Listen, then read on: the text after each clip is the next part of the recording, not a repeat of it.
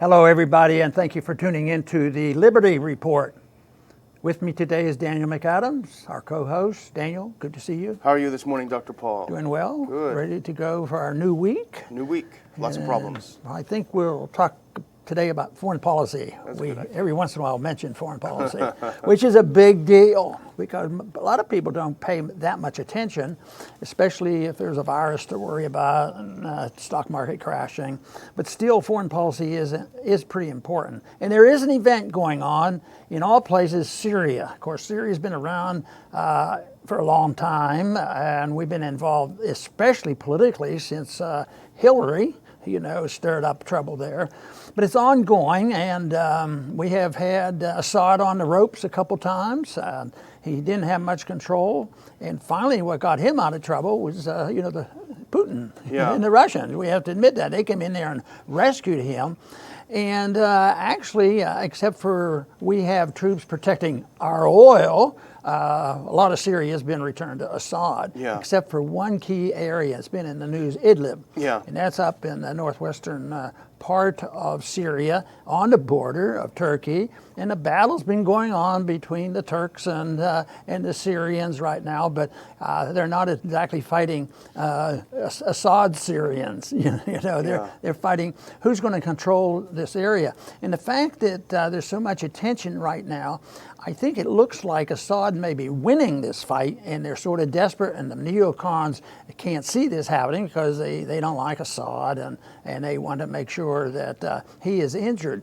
So they're now looking at it, and they're talking about weaponry, believe it or not, and we've reported on this fact when Turkey wanted weapons, and they defied us and bought S-400s from Russia. And here, we're in NATO, and they're buying weapons from Russia, but they're our friends. We have to defend them. But now we're still supposed to defend our NATO allies, but there's a little bit of problem now, and the Turks want the Patriot missiles. So here they have Russian missiles. Now they want Patriot missiles, and guess what? Our Secretary of State, Pompeo, he thinks that's a good idea. State Department wants them, but some of the Pentagon says, "Hey, go easy. This could be dangerous." And my first reaction from all this is, why are we doing this? Is this going to bring about peace and prosperity? And they're lining up how to take over Idlib province, and our side's struggling. How do we defy Assad? Well, this is in Syria that we're getting to it. So it's such a mixed deal when you think. It sort of proves the silliness of NATO and the silliness of what we're doing now and pretending that we're leaving Syria. At the same time, you have the fight going on in the State Department. They say we want more weapons for Turkey so we can defeat Assad. And others are saying, the Pentagon has some responsibility. So they say, hey, you better slow up a little, And my concern was if things don't go exactly as they hope, I mean, there could be a confrontation break out, between Turkey, even though they bought weapons from Russia, and the United States could be involved, and accidents happen. So it is still a mixed bag, but I think that it might be resolved if we were non-interventionists, not stirring the pot. And I think we do a lot of that, and that's what remains to be seen. So I don't think there's going to be an announcement this week and say, well, Assad got total control of Idlib, although he has done that with other cities, taken over and has things settled. So I think my feeling is, let Syria be Syrians, let them take care of it. Well, we learned a lot in the impeachment hearings, and not exactly what they intended us to learn. What I learned a lot, and we already knew it really, but is when you had not only Colonel Vindman, but over and over the former ambassador, over and over they came and sat before Congress, and they all said the same thing. Well, Trump was defying the policy position of the interagency, and therefore he was wrong. And so that, more than anything, taught us that no matter who's elected, as Tom Woods said, no matter who you vote for, you get John McCain. So Trump is essentially continuing the policy of Obama, which is Assad must go. He's not saying it himself out of his mouth, but the people who work for him, that is their policy. That is the interagency policy, which can't be changed. And that is why we're in trouble. That's why we're probably closer to war with Russia than at any time since the end of the Cold War. Because obviously we want Assad to go. The Russians have been backstopping Assad since 2015, when, as you mentioned in your opening, he was on the ropes. The jihadists almost took over Syria, and then they got help. The reason why we're talking about it now, as you said, is that over the past couple of weeks, the Syrian army has made dramatic gains in Idlib province, which even U.S. officials admit is the last bastion of al-Qaeda in Syria. This is the last area. This is where they all escaped to when they left the other parts of Syria. This is where they are. But the Turks don't want to let go of their policy of overthrowing Assad, like we don't. And so what they did is they actually embedded Turkish troops in with jihadists in Syria. So this whole thing blew up on Thursday when Syrian government and maybe even Russian airstrikes ended up killing about 34 Turkish soldiers inside of Syria, fighting against the Syrian army. The Turks are acting as if they're the aggrieved ones, just like we're in Syria. They're in Syria without being requested. So they're saying, "Oh no, this is terrible. We got our guys killed. We need to have some Patriot missiles." NATO, they call the NATO meeting. We need help. We need help. So this is what we're talking about now. And the administration, the State Department, well, hey, let's give them whatever they need. And the Pentagon saying, wait a minute, there are some implications for this that we need to think about. So a few months ago, we were trying to sell them something, and now we want to give them something and get involved. And of course, the Russians sold them the S-400s, and now, and we were angry at the Turks for doing this, and we broke ranks with them on it because they were supposed to be involved in the F-35. They were actually, building these things. Yeah. So. It looks to me like that the weapons manufacturing business must be motivating a lot of this. Making profits on this is another thing, but I don't know whether that would ever enter the minds of the Russians, but I would say they probably does, but maybe not quite like the neocons in this country because they're driven by war profits. I think the sad part, though, is that Trump's position had been one that we could support. Let's come home, let's leave, and started leaving until he said, well, but we can't just leave the oil, so we have to stay. And he was talking into keeping some troops there, and I thought he could sit back and this whole thing would be settled, but that wasn't likely to happen. And so he's sympathetic, with probably giving the weapons to Turkey, for diplomatic reasons. So yeah, and he's not going to help Assad. No. And stepping back a little further, why is this happening? Why are we talking about Idlib? Of course, the U.S., the neocons that run Washington are acting as if, once again, as if Assad just got a wild hair and decided to start killing a bunch of civilians, or even as U.S. officials admit that it's al-Qaeda that runs the place. But why are they doing it now? Well, this is the last bastion of Syria, right. And Assad has, as any country would, he says, I'm going to get sovereign control over my entire territory. But back in 2018, Erdogan and Putin met in Sochi, and they came up with an agreement because this is the last time the Syrians were saying, hey, we got to take this back. We don't want to have al-Qaeda in our country. They made an agreement. Turkey promised that in Idlib, it would send in troops, it would send in observation areas, it would get involved, but the purpose was to separate what they claimed are just moderate rebels and al-Qaeda. It's renamed several times, but essentially al-Qaeda. That's what the Turks promised to do in 2018. It's now a couple of years later, and they have not done it. On the contrary, and so that's why the Syrian army, because, we should have had a map, I forgot to put one up, but what's critical is the M4 and M5 highways. The M5 particularly goes through that area, and it connects Aleppo, which is the industrial center of Syria, and the capital Damascus. And that road has been controlled by the jihadists for years now. The Syrian army got back control of that last week. Now one critical city has fallen, and they've lost control, but this is the back and forth. So that's what's critical, is to get that M5 highway. So the Turks didn't live up to their obligations of getting the jihadists away, probably because they couldn't tell the difference because they're both the same. And so the Syrian army says, we've had it. It's been 2 years. We need to go in there. The Russians have been helping, although, Russia and Turkey were toe-to-toe, head-to-head a couple of days ago. And the situation was, who's going to blink? I think Putin blinked a little bit, but we can talk about this later. But on Friday, there will be a summit meeting between Putin and Erdogan in Moscow. They claim this is going to solve all the problems.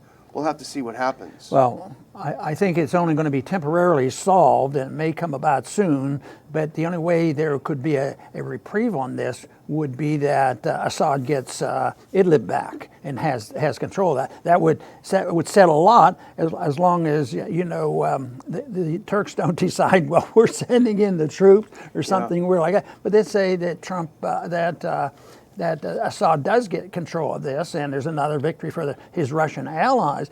They still have some problems with Syria seeking their national sovereignty, because we have this thing going on, even though our position is we're leaving, like Trump wanted to do.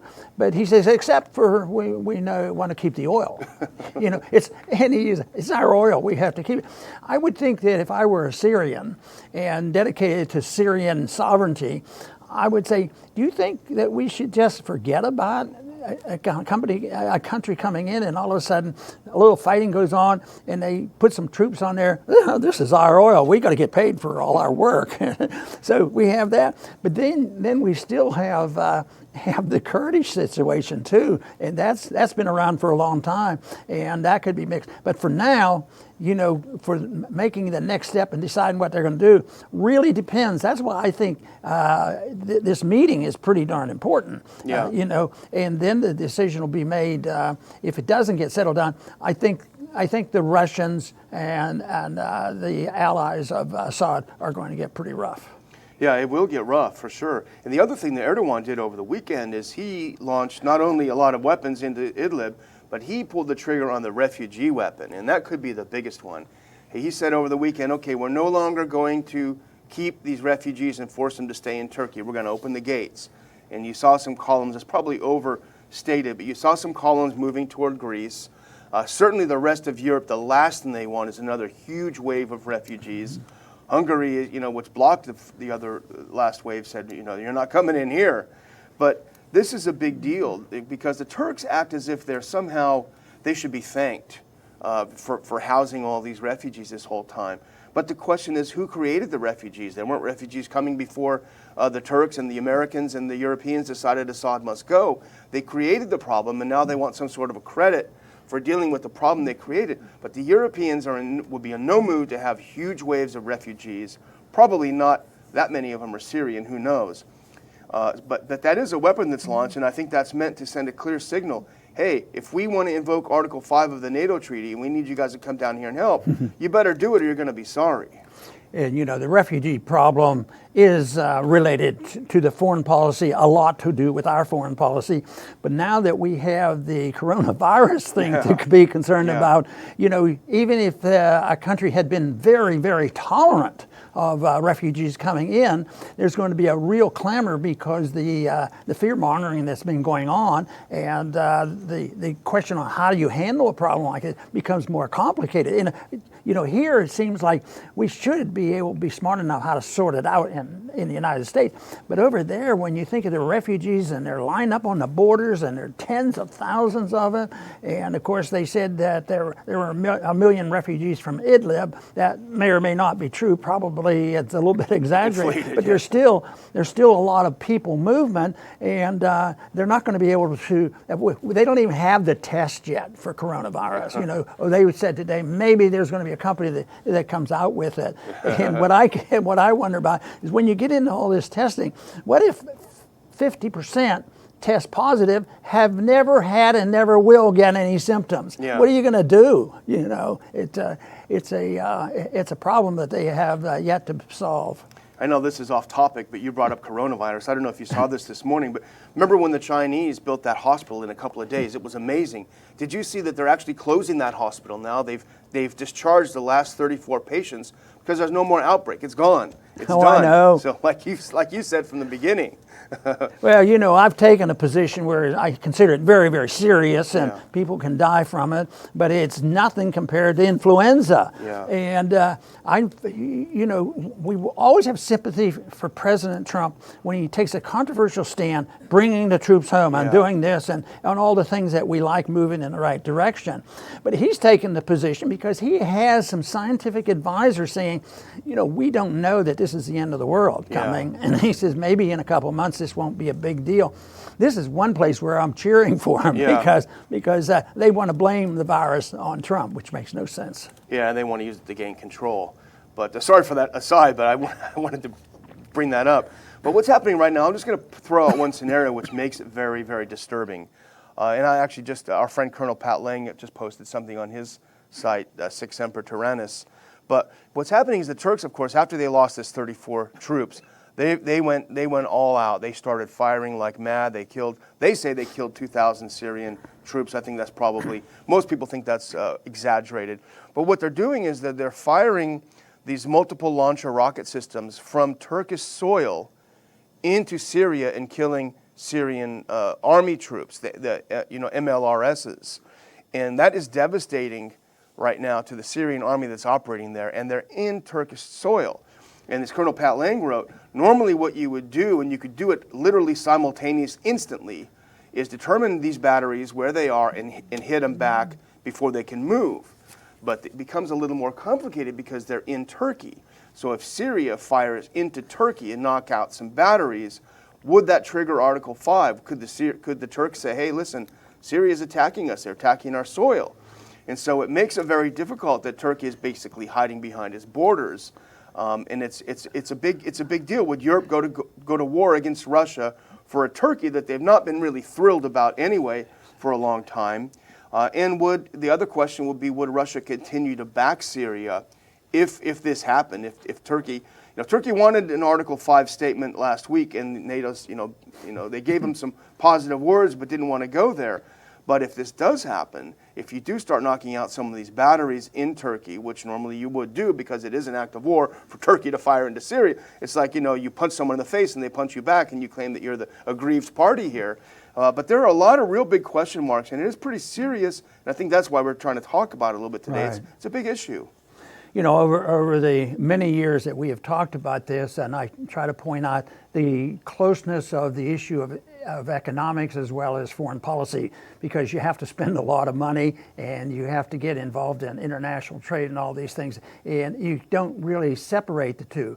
The immigration we already mentioned can be compounded by the foreign policy, and that is a serious problem too. And this whole idea of sanctuary cities and sanctuary countries and how the European Union was handled, and now how what Greece is putting up with right now, the potential of hundreds of thousands wanting back in, and these are all, I think, secondary to bad policy, and yet they don't seem to want to change it. We have, this whole thing about sanctuary cities really is an annoying thing for me, because the people who really, really believe in sanctuary cities and open up the doors and let them sleep on the streets and do all this money, nobody talks about the violation of the neighbor's neighborhood and their neighbor's property.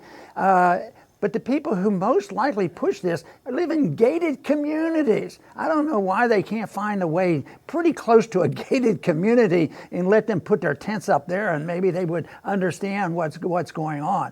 But foreign policy is very important. If we want a peaceful, prosperous society, we have to talk about a non-interventionist foreign policy. We have to talk about a sound monetary policy, and we have to talk about not using government force to try to bring about social changes. And that is not part of what a free society is all about.